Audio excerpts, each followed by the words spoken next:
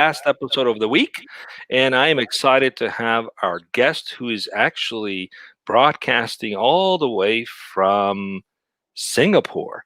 So let's welcome my co-host today. We have Carlos Ponce from Cuernavaca, Mexico. Hi, Carlos. Welcome Hi. back. Thank you, Tulio. And Mariel Navarro from Chihuahua, Mexico. Hi, Mariel. Welcome back. Hi, Tulio. Thank you. And least and not least and not less important is our guest. Why we do all this, which is Annie Cheng, who is And Tulio. Anne And. Cheng. My apologies. Bye. I practiced like 4 times before we got going. Yeah. But that's how it goes sometimes. It's almost the end of Yeah. the week. So Anne Cheng, who is from Supercharge Lab, welcome to the show. Glad to have you. Thank you. Thanks for having me here. So we have an interesting topic we're going to cover today. A very compelling title of the show, The Social Dilemma of Behavior Technology, Utopia or Dystopia. But before we go into that, let's get to know you a little bit. Please, Anne, tell us a little bit about yourself. Sure. Thanks for having me on the line today. And well, I spent a lot of time in Singapore, and in the last couple of years, I've spent a lot of time in the US and globally because I was consulting for an organization which flew me across the world. But you know what really started this was how I've been always fascinated by the behavior of how people do things, why people do things, what goes through their minds, and what do people want to feel when they experience something. So I started a venture capital fund out in Asia Pacific about 10 years ago called Startup Nation, and we invested in about 80 plus startups at our peak. And I retired in 2016, and then I started consulting for large corporates. And what really struck me was this idea that large corporates and startups have exactly the same problems. It's crazy, but they have exactly the same problems. The only difference was that large corporates dug a deeper hole for themselves. So that's why I started what I started, Supercharge Lab. Interesting. So let's dig right into it. What does Supercharge Lab do? Well, it's a great question. So we realize that startups and large organizations alike, they have the same problems. They're inefficient. They have a lot of wastage. Processes are, well, lackluster or abysmal at best. So what Supercharge Lab does is it digs into certain processes. For now, it's digging into the sales process, and it basically tries to automate certain parts of it using psychological profiling and behavioral technologies. And yeah, we try to make the process more efficient or more effective. We've had a good amount of success right now. We've been around for about 12 weeks, and we have about 68 clients. We have done about $50+ million worth of sales on their behalf, and we're very aligned to what our clients are looking for. So we only get paid when they get paid. So that's what Supercharge Lab does. Excellent. All right. So let's learn a little bit more. Why don't we go right into the topic today? Because I think it's an interesting conversation that's going to include. Carlos, would you kindly introduce the topic today? Let's go right into it. Absolutely. Thank you, Tulio. Tulio and Mariel and the audience, we're going to be speaking about the social dilemma of behavioral technology, excuse me, utopia or dystopia. So we're going to be answering the question whether can artificial intelligence be ethical, and can we create and sustain conscious technology? So look forward to this conversation. So that's the topic. Quick first question that I have for our guest. And why did you choose this particular topic? Why did you think it was relevant for this day and age? Well, that's a really important question, right? So the social dilemma is it's the fact that we are quickly marching towards what we call technological singularity, where we are going into a state where technology is getting smarter than humans.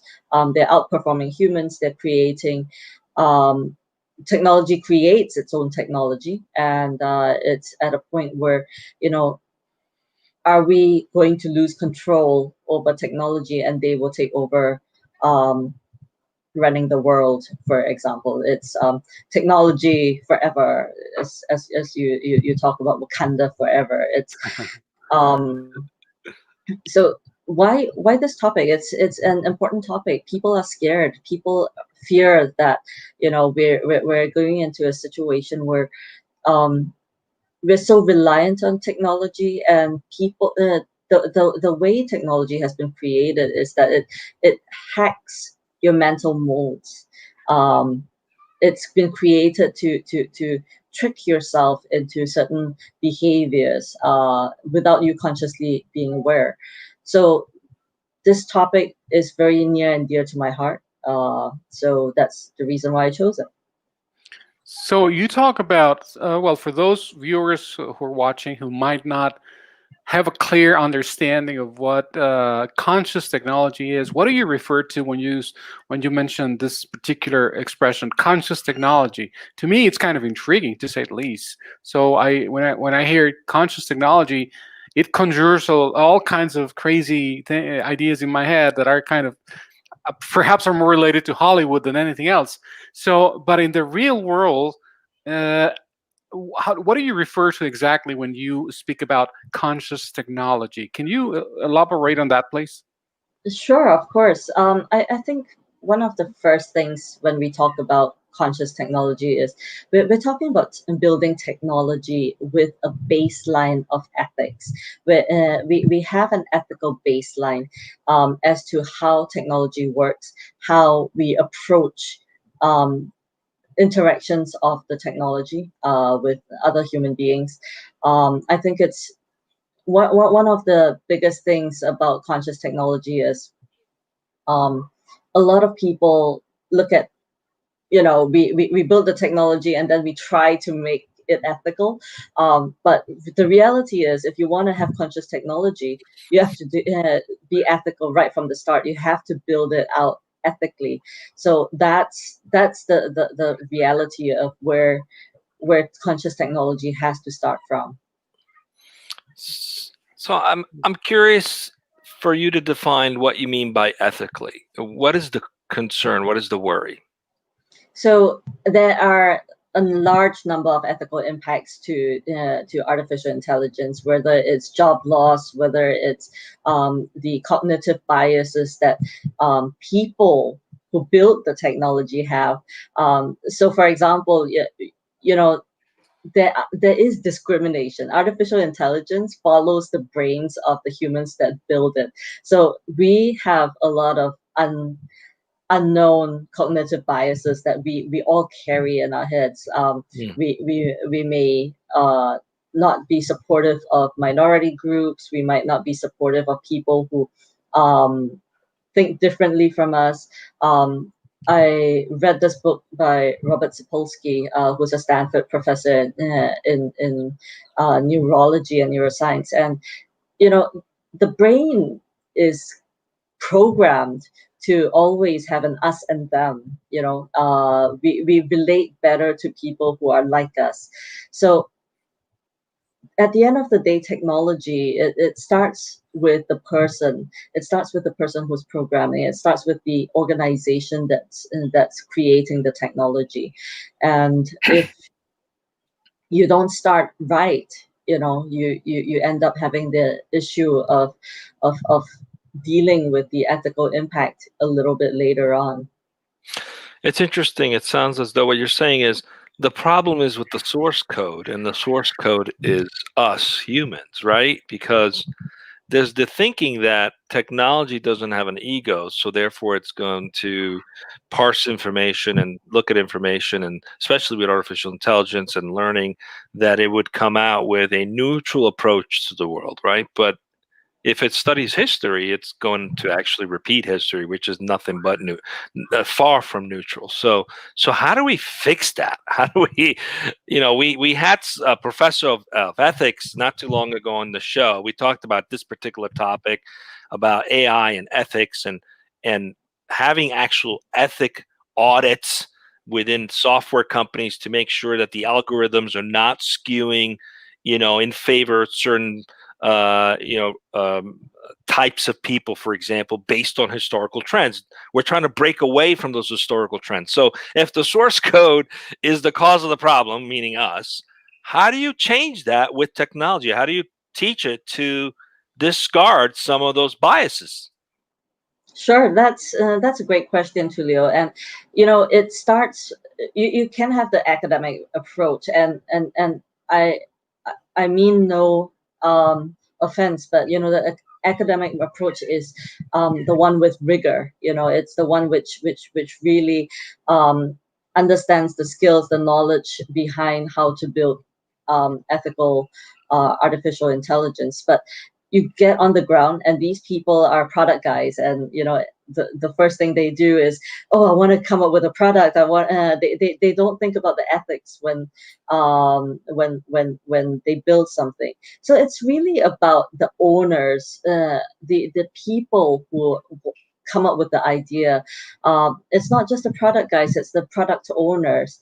The first thing that they need to do is start with a framework of what it means. Where are the interactions of the technology? Where are the interactions of the technology with other human beings, and how can we approach them in a good way, in a way that does not negatively impact the world or society or enable negative impact. So that's essentially, what I think we need to do. We need to start with frameworks. We need to start with rules. We need to create that utopia, so to speak, because if you leave it to chance, we're humans. History, as you say, is going to repeat itself, and we're going to go into a very non-neutral state of play. Mm.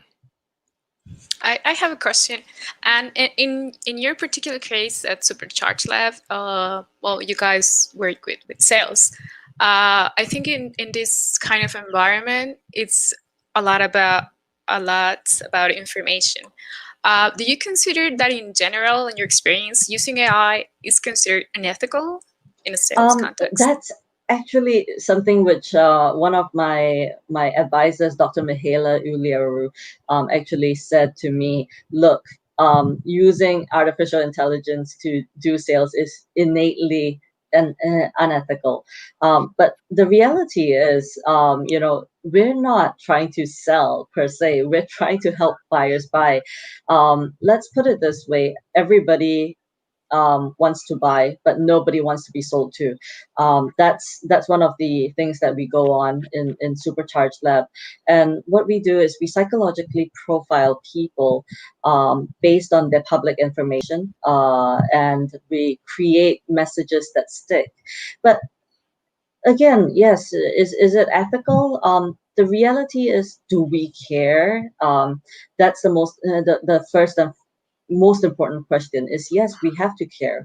We have to care for the other person on the other side of the equation. If you don't care, then yeah, ethics is out the door. So the first thing that we do is we ensure that we care about who's on the other side of the line, on the other end of the equation, and we formulate conversations. We don't formulate marketing campaigns per se. We don't take the other person on the other side of the line as a digit. We take that person as a human being, and we create humanistic messages, and we basically do what a lot of people say they will do, but only we do it in a human fashion.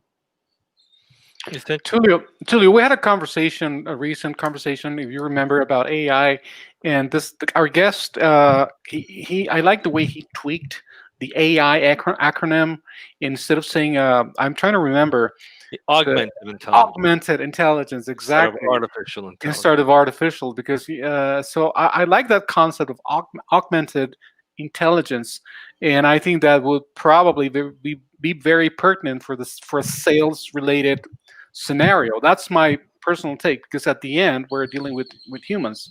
And so what do you think, is what's your personal take on this? Is it I mean, the comparison between what artificial intelligence is, and then versus this concept of augmented intelligence, which is, Mhm. to me, it's like an addition to what humans, it's like a boosting the human capacity to build relationships aided by technology. So that's the way I see it. And I'm not an engineer, I'm just saying from the regular run-of-the-mill layman's terms type of guy. So what do you think of this? Well, Carlos, that's really a brilliant way to put it. It's important that we realize that as much as technology can do a lot of work for us, at the end of the day, we're humans interacting with other humans. Technology is an enabler that helps you do things at scale, that helps you do things at speed.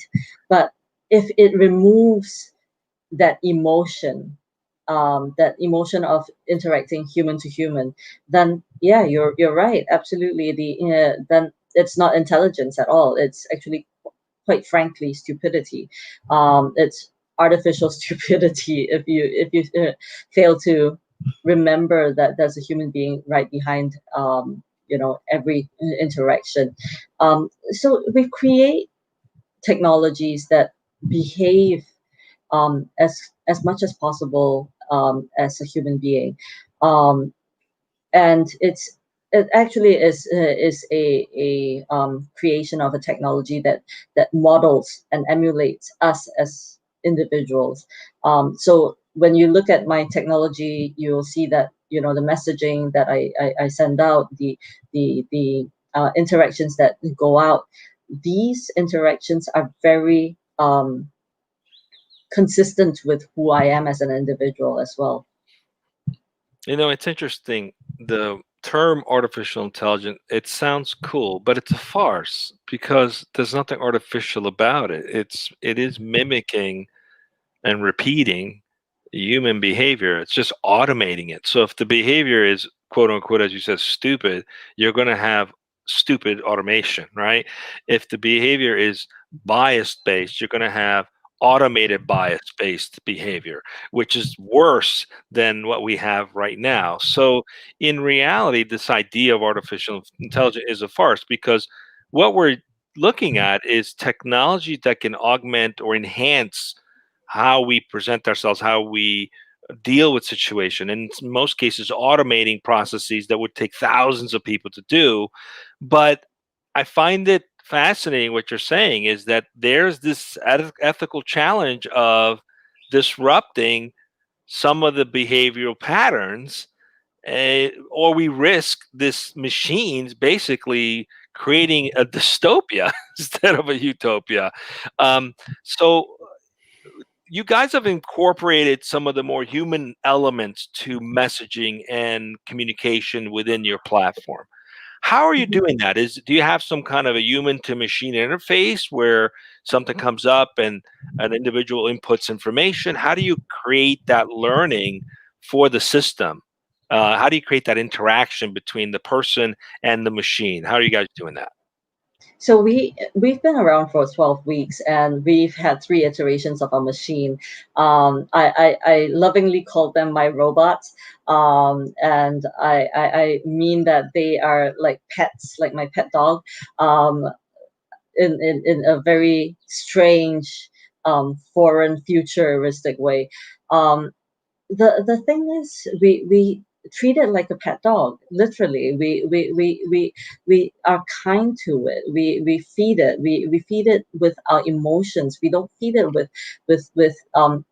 It's really about the viewpoints, right? How do you see your clients? How do you see the people who interact with your machine in its work? So if you see your clients as digits, as ways to dollar signs, and ways to a means to an end, then obviously your technology is going to be very curt, and really going to be less than ethical, less than empathetic. So it's about how you change the way you see the client, the prospect, or the other people who interact with your engines. um, I I think the most important thing for me is really how I see my clients. My clients are human beings. I see that they are humans with fears, with struggles, with challenges, with dreams, and that actually helps me to create technology which understands the human psychology behind their motivations to do what they do. Go ahead, Marielle. I think you had a question. Yeah, territorial. And yeah, I have a question. Going back to a specific case of Supercharge Lab, are there any principles that your company might follow or think are important in regards of using AI? I mean, because we're dealing here with customers' information. So, are there any Oh yeah. guidelines that you have? Yeah, absolutely. So we are very transparent. The first thing is transparency. It's about communication with our clients, with the people who interact with us, where our stand is in terms of how we use their data. The second thing that we do is we don't store data. We always ensure that you know information is kept live. The robots don't store the data. We do reporting. The information is anonymized, is scrubbed. We have a lot of parameters that we use in order to ensure that data is kept as anonymized, and humans are treated like humans. They're not data. They're not numbers and digits and email addresses. So that's I can come up with a list of 50 parameters as to how we ensure that there's ethics being incorporated into our engines. But at the end of the day, it starts with the fact that when you iterate technology, when you create technology, it has to have that human consideration. It has to feel like a human being is interacting with the other person, not a machine versus the other person. And I have a question for you. And well, this is regarding specifically Supercharged Labs. um, for those who might be watching right now, might be watching the show, a lot of our the people that are watch our shows are engineers or are technically inclined or oriented. So, how what would you say? What would you say that would make Supercharged Labs? I know you correct me if I'm wrong, but I think this is a recent undertaking. It has been recently created. So I can envision a great culture, a great company culture, just for the mission alone. Can envision a great culture. What would you say to these people who might be watching, who might be thinking of, hey, I'm going to reach out to them, to Supercharged Lab, and see what they're up to, and maybe even apply for a job? So if you think in those terms, what would you say that would make Supercharged Lab a great company that a lot of people might want to work for in the future? That's a great question, Carlos. And I think the culture of Supercharge Lab is simply one where you bring your best self. We have some core values, of which I'm writing an article right now on one of our core values, and that core value is about excellence. So we talk about excellence as a culture. It's something, a lifestyle choice, for example. We believe that excellence begets excellence and attracts excellence. So you come to work with your best self. You we don't deal with mediocrity in this organization. Excellence is a massive part of our culture. We want to raise the bar every single time we do something, and we don't raise the bar marginally. We always try to raise the bar significantly. And we continually try to be better than we were yesterday. That's excellence, and the culture of excellence and energy. The other core value that we have is really coming with that flow, with that force of nature, and saying, I am here to do good. I am here to do good in a big way, not in a marginal way. I'm not going to just invest. Yeah, I don't feel like it today. Everybody feels like it every day. We are a group of people who are supercharged. We are Supercharger Lab because we have a culture of experimentation. The word lab tells you about experimentation, but supercharged in the word itself, supercharged. We are supercharged people. We are charged up and ready to go and ready to raise the bar. And as I'm listening to you, I can't help but keep thinking you need like courses for engineers that are like Enlightenment courses, right? People who take an interest in philosophy or in quantum physics or consciousness, right? Because it sounds to me that's going to make the right kind of mindset to go and create these products and technologies that take into account the bigger picture, the higher purpose of life, and remove some of the biases that exist from the past. So how can we foster that? I mean, when we think about, are you seeing that people interested in AI also have a similar sort of interest in philosophy or consciousness, or just more enlightened in terms of their view of the world? Or is there a correlation there of people taking interest in this kind of thing? Tulio, no, there isn't. Is that just a Absolutely, dream of mine? it is a dream. I work with so many data scientists, and the first thing I say is, don't you care about where your data is going, when what it's doing? And they go, no, we care about the data. Is that what you mean? And I go, no, who's behind the data? What does the data say? So I think the honest truth is, it starts from the top. The organization needs to be started by individuals who care, and that's one of the biggest things that I believe we try to do better. We care. I remember when I first started Startup Nation many years ago, the first thing I said to my entrepreneurs, to my startups that worked with me, was, you cannot outsource caring. You cannot ever outsource caring. So the first thing that we all need to learn is how to care for your customers, your people, your family and friends. It's easy when you like the people, you care, but when you don't know the people, how do you care? So that's it starts with, right from the top, the culture of care in an organization. Love that. And with that, we're going to wrap it up because we're out of time. But love the sentiment.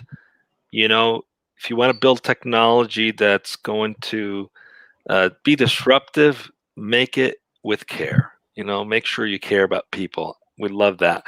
And thank you for being with us today. We enjoyed having you here. It's been an interesting conversation, very enlightening conversation. Hope people listening can take to heart these ideas and perhaps, encourage some of these engineers to expand their consciousness beyond the data and think about the people that it impacts.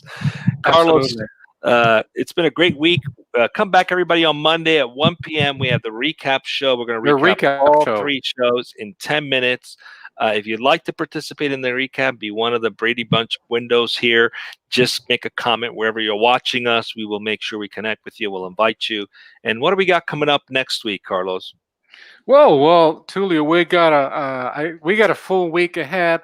And because of, I don't know why, Tulio, maybe it's the season, but I don't have the topics yet, unfortunately, because the guests haven't set. Well, I only have one, as a matter of fact, which is the one with Greg Dickinson and Doug Udoff, the CEO of Omedim. I hope I pronounced it correctly. And the topic is the importance of buyer enablement, which is the sales automation platform, Omedim. And in other words, we're going to be talking about building trust digitally through the customer journey. That's next week. And then after that, we don't have, like I said, the topics, but folks, don't miss Dojo Live right here. No, wait a minute. No, yeah, we do have it, as a matter of fact. Sorry, it's just that it's been crazy. It's been like this, updating every day. Folks, bear with me. What are you talking about? We have to. Yeah, we got a bunch of them. No, the thing is that there's one that is not mine. So it's Wednesday morning.